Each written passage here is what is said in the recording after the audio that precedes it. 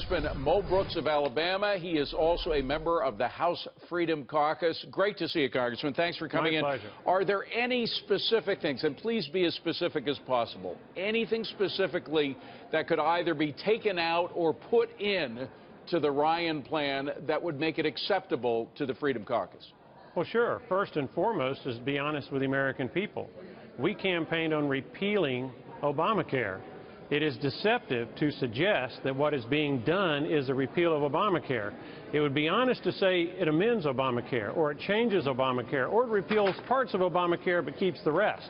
I'm one of those who believes that we ought to keep our word, and our word to the American people was to repeal Obamacare, and the House leadership plan flatly does not do that in any way, shape, or form. Well, let me press you on something a little less overarching than the repeal suggestion. What about simply the idea of allowing insurance to be traded over state lines and allowing individuals to get the same insurance options that companies get?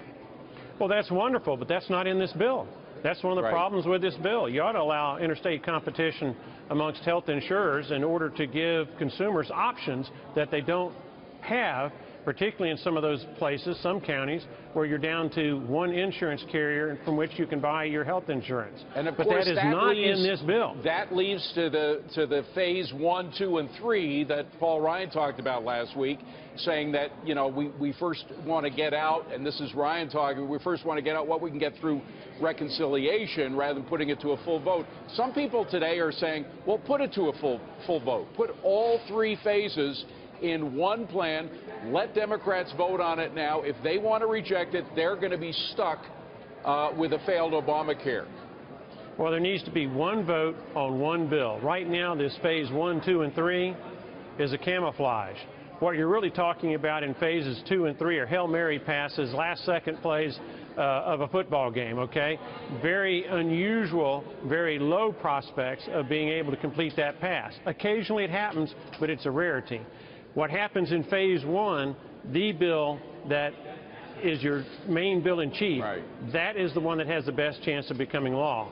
So let's cut out the games. If it's phase 1, phase 2, phase 3, combine it into one bill and let's see where we are. But if you put it in one, the Democrats clearly, based on what they've been saying, are not going to vote in favor of it now. If that happens, because we've been told by industry specialists and others that Obamacare is in a death spiral, people who are insured in this country are going to go through some very rough times, are they not?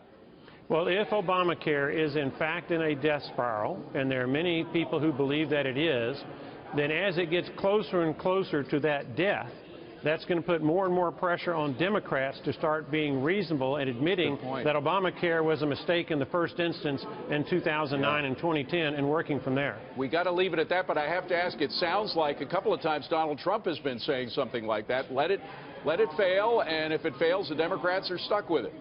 Well, it is the Democrat panacea to health care, and they ought to be responsible for what they passed without a single supporting vote from a Republican congressman or senator. Congressman Mo Brooks, great to see you, Congressman. Thank you very much.